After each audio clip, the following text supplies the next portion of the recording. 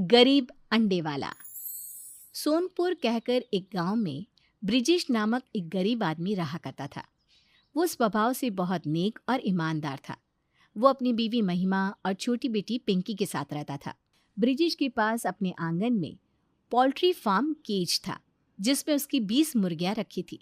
वो उनके अंडों को बाजार में बेचकर पैसे कमाता और अपना और अपने परिवार का पेट पालता। अंडे ले लो, अंडे ताजे ताजे फ्रेश अंडे, कम दाम लेकिन क्वालिटी एकदम जबरदस्त। ले लो अंडे ले लो। 2 डजन दे दो ब्रिजेश भाई। और मुझे 3 डजन दे दो। तुम्हारे अंडे खाकर मेरे बेटे की तबीयत एकदम टकाटक हो गई। वाकई में मानना होगा, बड़े ही अच्छे से पालते हो तुम अपनी मुर्गियों को। जी धन्यवाद। ब्रिजेश के अंडों की खूब खरीदी होती। रविवार को तो उसके ठेले पर ग्राहकों की लंबी कतार लगी रहती। ब्रिजेश की खूब कमाई होती। ब्रिजेश अपनी मुर्गियों को शाम के समय केज से बाहर निकालता और उन्हें आंगन में छोड़ता, और वो उनके खान पान का भी बहुत अच्छे से ख्याल रखता। वो उन्हें अपने बच्चों की तरह ही पालता और स्नेह से उनकी देखरेख करता। मेरी प्यारी मुर्गियों, चलो चलो चलो, तुम सबके खाने का समय हो गया है। आपस में झगड़ा मत करना, सबको बराबर का हिस्सा मिलेगा। ब्रिजेश के इतना कहते ही सारी मुर्गियां उसके पास भागे दौड़े आती और वो उन्हें उनका खाना देता। सच में आप जिस तरह से इनका ख्याल रखते हैं, ये सब देखकर मन को बहुत खुशी मिलती है। दिन भर बेचारे इस केज में रहते हैं। हाँ पापा, इन्हें बस शाम का इंतजार रहता है कि कब हम इन्हें केज से बाहर निकालेंगे। देखो तो कितने प्यार से खा रहे हैं। अब हम और कर भी क्या सकते हैं पिंकी बेटी। इन्हें अगर मैं 24 घंटे बाहर ही रखूं तो कोई इन्हें चुरा कर ले जाएगा, इसलिए मैं नहीं छोड़ता इन्हें बाहर। सावधानी बरतना भी तो ज़रूरी है ना। हाँ ब्रिजेश जी, आप बिल्कुल सही कह रहे हैं। हमें हमारी मुर्गियाँ बहुत प्यारी हैं। ये हमारे परिवार का ही एक हिस्सा है।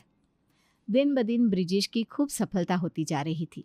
उसी गांव में ब्रिजेश का सौतेला भाई मातरू रहता था और वो ऑमलेट बनाकर बेचता था।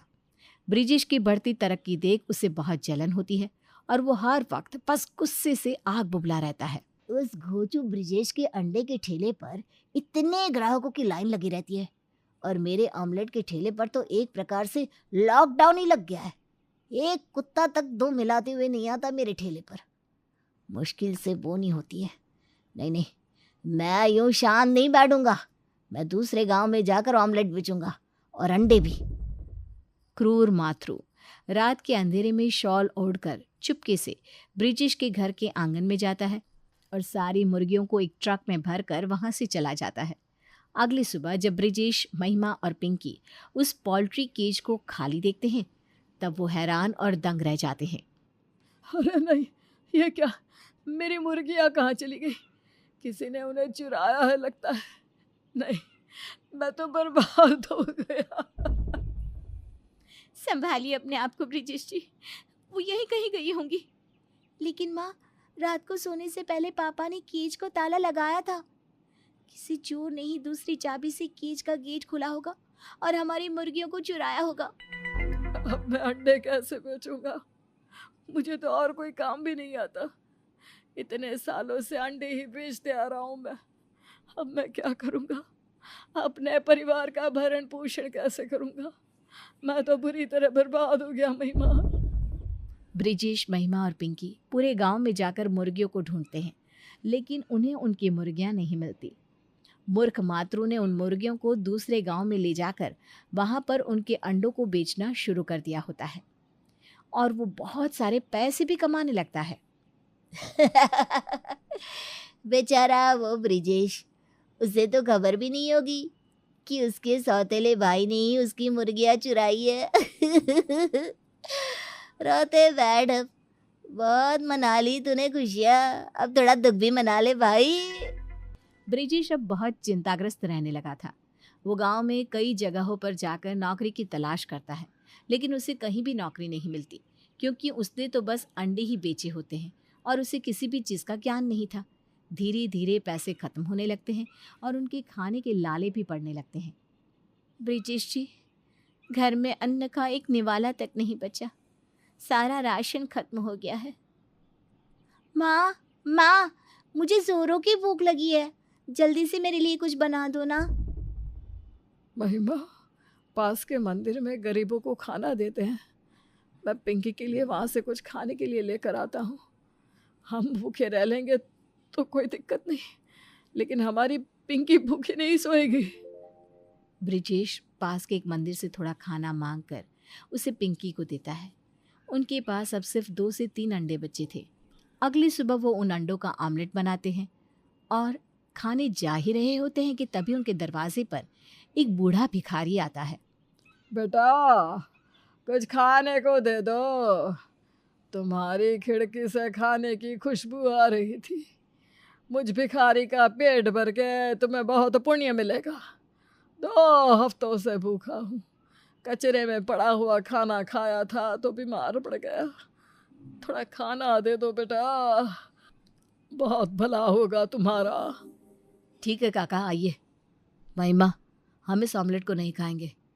हमने तो भी कल रात को थोड़ा खाना खाया था, लेकिन ये बूढ़े काका, इन्होंने तो 2 हफ्तों से कुछ नहीं खाया। आइए काका, अंदर आइए। नहीं बेटा, मेरे फटे पुराने कपड़े हैं, हालत भी बहुत बुरी है। मुझे द्वार पर ही दे दो, खामखा तुम्हारी फर्श गंदी हो जाएगी। नहीं काका, ऐसा कुछ नहीं है, आप अंदर आइए, मैं आपके पैरों को धो देती हूँ। ब्रिजेश और महिमा उस बूढ़े भिखारी से बहुत अच्छे से पेश आते हैं। वो पेट भरकर ऑमलेट खाता है और फिर वहाँ से चला जाता है। उसके जाने के बाद पिंकी देखती है कि उनके घर पर उस भिखारी ने एक संदूक छोड़ा है। माँ पापा, ये देखो, ये संदूक, वो बूढ़े काका, उन्होंने ही इस संदूक को यहाँ रखा है। लेकिन ऐसे कैसे हो सकता है? जब वो आए थे तब उनके हाथ में लाठी के सिवाय और कुछ नहीं था। एक मिनट, मैं इस संदूक को खोल कर देखता हूँ। ब्रिजेश जब उस संदूक को खोलता है तो उसमें 3 सोने के बड़े बड़े अंडे होते हैं और कुछ पैसे भी।